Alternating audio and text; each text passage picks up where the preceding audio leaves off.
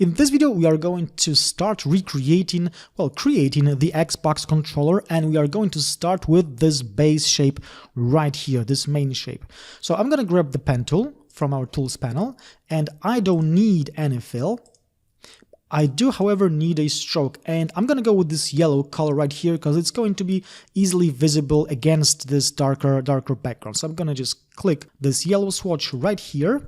And let me just zoom in real close to somewhere here. Now, what we need to take a note of about this controller is that it has some fine curves right here. There are almost no straight lines right here, but since we are going to simplify it for flat design purposes, we are going to create, I think, 2 straight lines in total. What also is important to understand is that for this creation to be, as simple as possible, we need to just create one part of this controller. We are going to create the left part of the controller, and then we are going to simply just reflect it to the right. It will also be good if we started somewhere in the middle of our controller, and you could print out a guide if you want to, but I'm just going to use this logo right here because I believe that this logo is exactly in the center of the controller.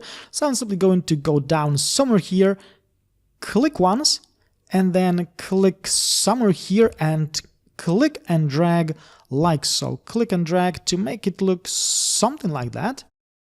And then I'm going to click somewhere here, all the way here, and just press it, press my mouse button and bring it down, something like that. Now, as you can see, this curve is not really covering this line right here, but this is something that we can quickly fix using that direct selection tool. And by the way, this is a sequence, a process that we are going to be repeating quite a lot, quite many times when designing this controller.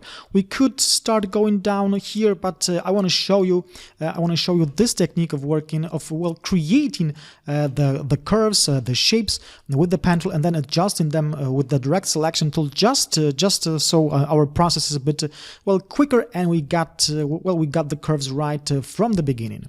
So I'm going to just grab the direct selection tool, and now I'm simply going to grab this direction handle and try to match it with this controller shape right here. Now, this might be a bit difficult, but not to worry. We've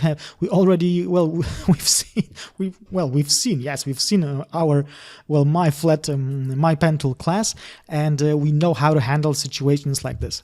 So in order to make this curve look nicely, to follow this shape right here, this path right here, all we need to do is to manipulate this direction handle. So what I will do is I'm simply going to press and hold down the Alt key, and of course if you're on a Mac, you'd press and hold down the Option key in order to manipulate just this left direction handle. I want to adjust only this part of the curve. So I'm simply going to click on it and bring it a bit down to somewhere here to make sure that now these curves are flowing nicely, that they are nicely covering this edge right here. Okay, so now that we have this curve created right here, I'm going to grab the pen tool again, click on this anchor point right here, and I'm going to click and drag somewhere here to create a curve that is going to look something like so. This should be fine. And now I'm going to go ahead and click somewhere here. But as you can see, this curve is not looking too good. I mean, it's definitely too big right here, this guy right here. So again, what I'm going to do is I'm going to grab the direct selection tool, click on this direction handle, holding down the Alt key to bring it somewhere here, something like that. And then we can play around maybe with this curve, bring it a bit to the right, just like so. Now, of course, don't mind that we are not really spot on right here. I mean, if you want to, you can play whole afternoon making these lines as faithful, as close to the original as you want.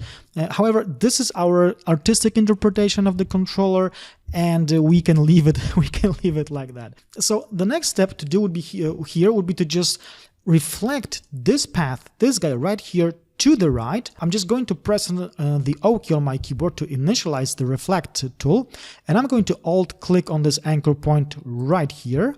I'm going to make sure that the reflection is vertical, and I'm going to click copy, just like so. And now I have two identical paths on the left and on the right. So what we have to do right now is we have to join these two paths. So I'm simply going to click on them with the selection tool, and we could join them either by going to the object menu, path, and then join, this guy right here, or we could use the controller command J on our keyboard.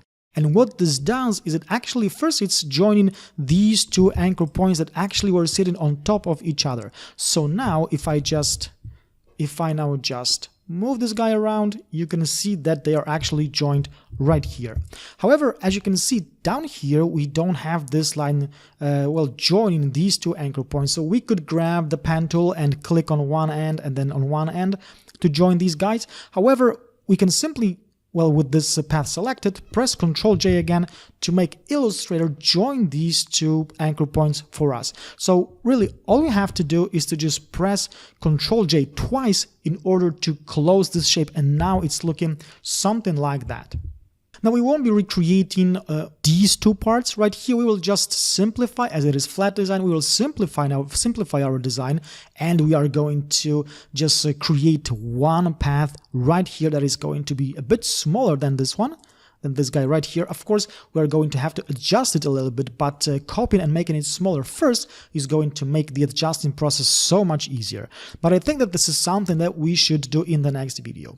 So if you want to follow along, just grab the pen tool and start tracing this main path right here. Remember to just click and then click and drag in order to create a smooth path right here. Remember that we just clicked and then clicked and dragged to create the first path, and then we just created a second path right here that will look like a nice curve right from the beginning.